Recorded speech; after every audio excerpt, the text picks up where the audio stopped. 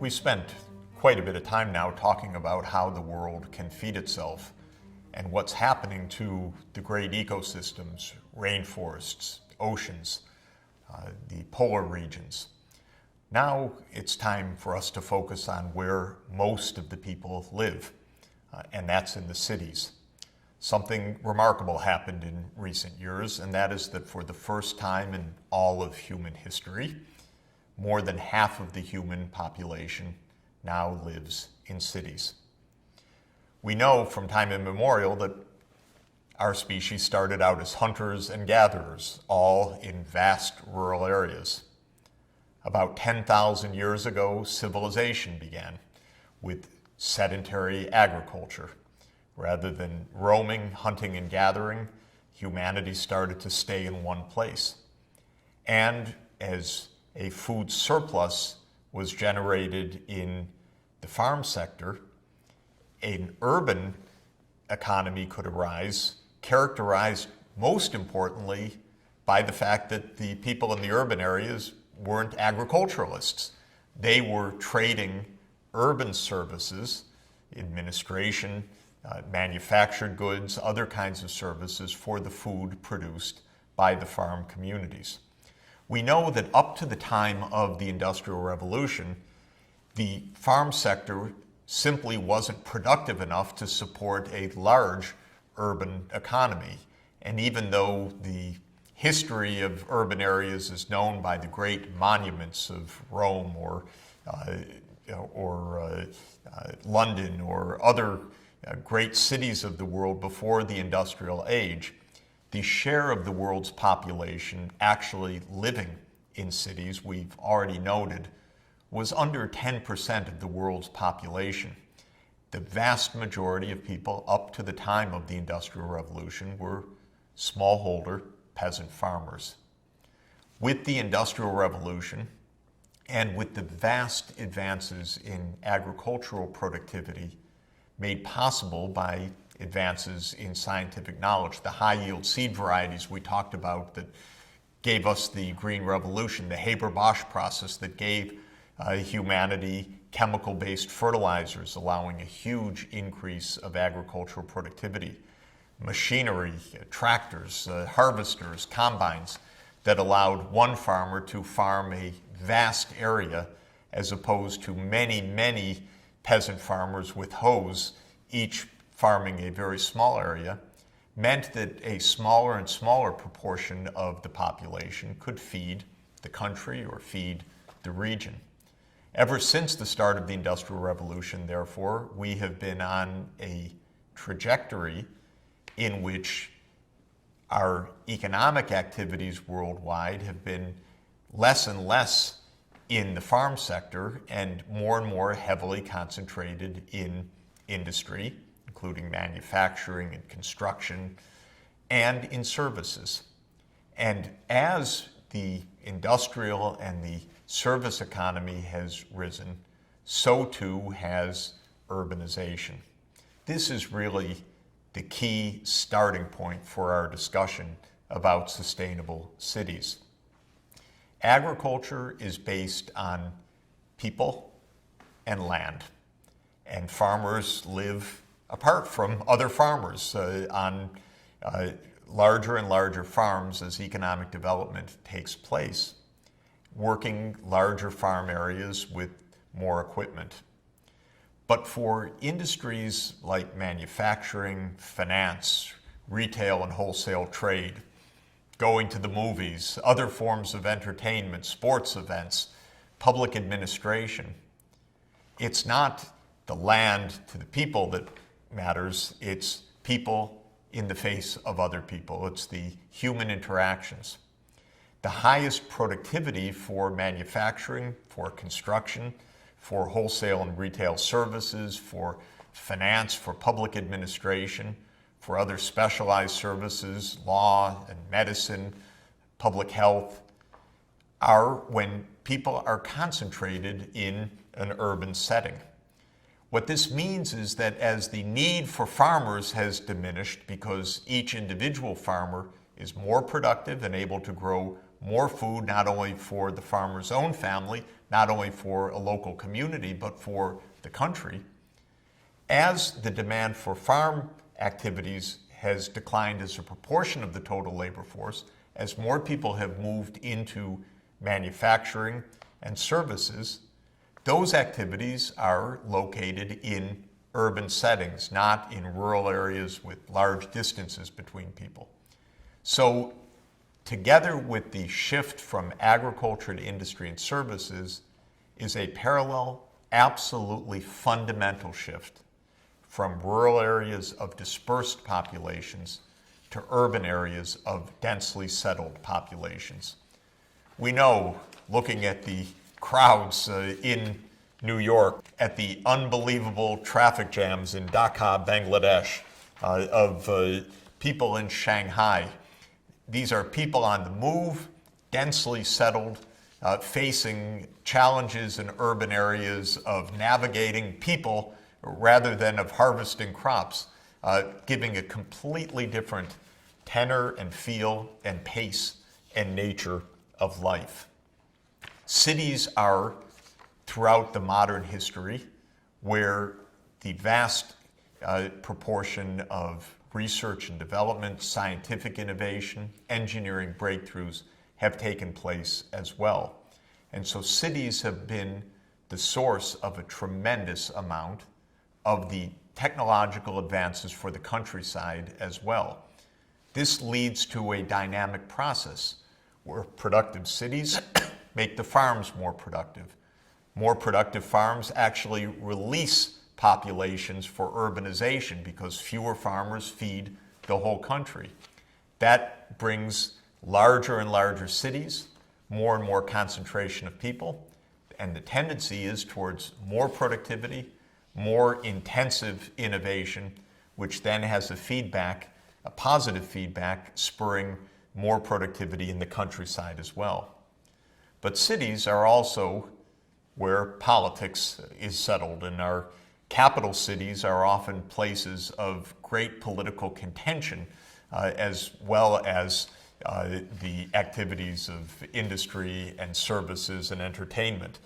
And these sites that we have come to know in recent years are not sites of entertainment, they're sites of great drama. In the major cities around the world, there has been rising instability in recent years as publics have protested some of the consequences of globalization itself, the rising inequalities, the rising unemployment that has occasioned shifting technologies and shifting trade patterns in many countries. Of course, the information age has made people more aware. It's allowed people to organize more easily.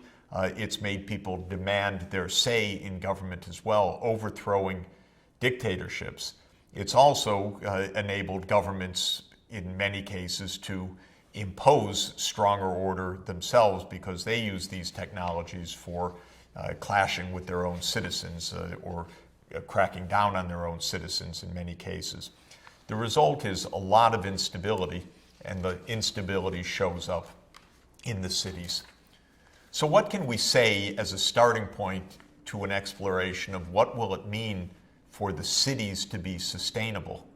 Let's understand what is really distinctive about cities, understand the basic trends of cities today, and where we are likely to see developments in the future, and from there to define what a sustainable city really means, give examples of how cities are taking innovations for sustainability, and how cities can plan ahead so that they are ready to confront the rising challenges of environmental change, for example, that will confront them in future years.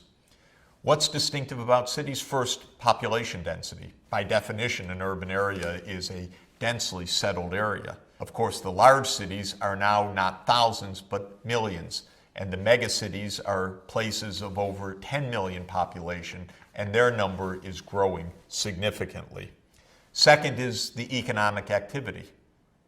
There may be a little bit of urban farming, but by and large, cities are about industry and services. And in the high-income countries, overwhelmingly in services, because services are the economic activity most demanding of face-to-face meetings where population density is of the essence for efficiency. Industry is somewhere in between farming and services, and it can be on a periphery of the cities, but the cities and the city centers are dominated by retail and wholesale trade, by finance, and by other public services, including public administration. Generally, cities are high productivity areas. What does that mean? If you compare the output per person in urban areas and in rural areas, it's quite typical that urban areas within a country might be 2 or 3 times more productive on average than the rural areas. Higher value added per person in the cities. Cities, as I mentioned, are also places of innovation. Whether it's universities, research laboratories, major businesses introducing new products, cities are the locus of a tremendous amount of innovative activities, and it's from the cities that innovation spread to outlying areas. Cities in general are coastal. We've already noted why that is when we first looked at the patterns of the Industrial Revolution, and when Adam Smith noted way back in 1776 that development starts at the coast and moves gradually to the interior. Big cities are coastal because that's where trade is lowest cost. That's where it's possible to move goods internationally, to take inputs from the rest of the world, and often for the great cities to move goods along major riverways to the port that constitutes the hub for that city, and from that port out to world markets. Consider New York City, my hometown, for example. It is not only a great trading city, but it is the terminus of a major sea-based network, on the one hand taking goods from the Atlantic Ocean trade, and on the other connecting the interior of the United States through a waterway system that was already operating at the beginning of the 19th century. Goods could come from Chicago, an inland city, through the Great Lakes region, through the Erie Canal, and then down the Hudson River, with New York City at the base of the Hudson, where the Hudson enters the Atlantic Ocean. And that marvelous location, the unique location on the eastern seaboard, allowed New York not only to connect the United States with the world, but to connect the interior of the United States with the coast. And that is one of the reasons why the Chicago-New York linkage was so essential. Think of the counterpart in China, Shanghai, China's most important economic city. It's a major industrial city. It is, like New York, on the coast, and like New York, also the terminus of a major river of China, the Yangtze River, which connects Shanghai with great interior cities in China, notably Chengdu and Chongqing, 2 very large cities in the center of China, connected by waterway to Shanghai and from Shanghai to world markets. Cities are places of rapid population growth. We'll see, indeed, they're the only places in the world, on average, growing right now because the rural areas have peaked in population. And finally, cities are places of extraordinary, glaring inequality. Rural areas can be as well, between large landowners and the landless. Cities can put the rich and the poor next to each other, often in shocking ways, just as we already have seen in the sites of Rio, with its grand, towering modern buildings right next door to the favelas of Rio. What you're looking at here is the demonstration that economic development is accompanied by urbanization. On the horizontal axis is per capita income, and on the vertical axis is the proportion of the country that is living in urban areas. What you see is an upward sloping curve. Higher incomes, more urbanization. That's why we expect the world, as it continues to achieve economic growth, also to become increasingly urbanized. The United Nations Population Division makes the following forecast, and that is that the rural-urban populations crossed around 2010 when half the world, for the first time in history, became urban. But then there's no looking back. By 2030, urban areas will be an estimated 60% of the world's population. By 2050, the UN Population Division estimates that 2/3, 67% of the world's population, will live in urban areas. In other words, all of the increase of population expected here on, going from 7.2 billion to 8 billion to 9 billion to 10 billion and beyond, will be associated with a rising urban population and a stable or even gently declining rural population in absolute size. And just as with income levels, there is now a tendency towards convergence of urbanization rates. Just as poor countries are tending to grow faster than rich countries, poor countries are tending to urbanize more rapidly than rich countries, which are already nearly entirely urban. And so we see in this graph, which shows for different regions the increase of urbanization rates, that Asia and Africa are the two dynamic urbanizing regions of the world now. And their urbanization rates are carrying them to become urban societies after their long history of being village-based rural societies. If you look at the share of the world population in different regions, therefore, something quite remarkable is happening, and it's changing our world fundamentally. In 1950, looking at this bar chart, 38% of the world's urban population was in Europe. Europe ruled the roost. Europe was the site of the imperial powers, dominating the rest of the world and dominating largely rural societies. If you add Europe and North America, that is the United States and Canada together, in 1950, those two regions constituted 53% of the world's urban population. Move the clock fast forward, indeed, all the way to the forecast of 2050, a time in which Asia and Africa will have substantially urbanized. The UN forecasts that as of 2050, Europe will only be 9% of the world's population in urban areas, because Europe's share of total population is falling and because the rest of the world is urbanizing. And North America will be 6%. Add them together, rather than 53% of the world's urban areas, Europe and North America will constitute just 15%. Imagine how different the world will be in culture, in the sense of where things are happening, where the dynamism is taking place. The era in which European and US cities were the dominant cities of the world is coming to an end. This is also borne out by the dynamics of the world's largest cities. If we look at the places in the world that have populations of 10 million or more, these are so-called urban agglomerations. They don't necessarily mean areas within a legal city limit of 10 million. They mean a concentrated area that may include many political jurisdictions within one concentrated agglomeration. What we're seeing is, first of all, a sharply rising number of these giants, these megacities. But also we're seeing that those megacities are arising in what are today's developing countries.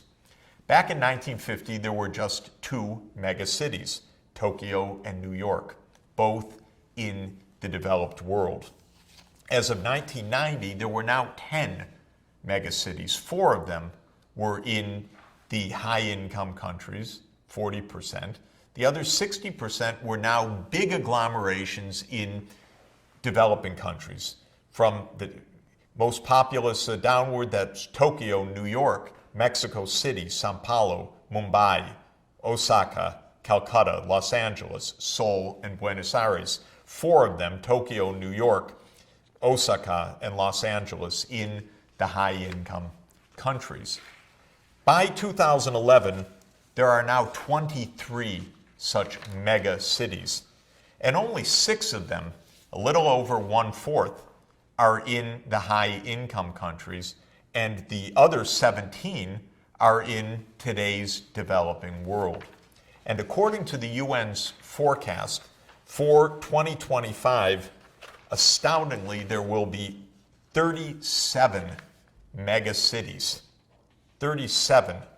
And only 7 of them, or roughly little over 1 in 5, will be in the high-income world. 30 of the 37 mega cities, or mega urban agglomerations, will be in the developing countries. Have a look at the top 10 on the list: Tokyo, Delhi, Shanghai, Mumbai, Mexico City, New York, Sao Paulo, Dhaka, Beijing, and Karachi. So only 2 of the top 10 in what is today's high-income countries, Japan and the United States, the same 2 that were the only 2 back in 1950, and the other 8 are mega cities in the developing countries today. Of course, many of those countries are reaching high-income level status as a result of economic convergence. And have a look at where the biggest cities are located. These are overwhelmingly coastal cities. Cities that face special opportunities in trade and in being cosmopolitan areas connected to the world, but cities that face special challenges of being threatened by more extreme storms and by rising sea levels as a result of the long-term trends of human-induced climate change. Of these top 25 cities, only three are a long distance from the coast. Those are Moscow, Tehran, and Delhi. The other 22 of the cities shown in this graph are essentially coastal cities. A couple of them a little bit away from their port, but by and large, we can say that they are close to the sea and taking advantage, but also threatened by some of the dynamics yet to come.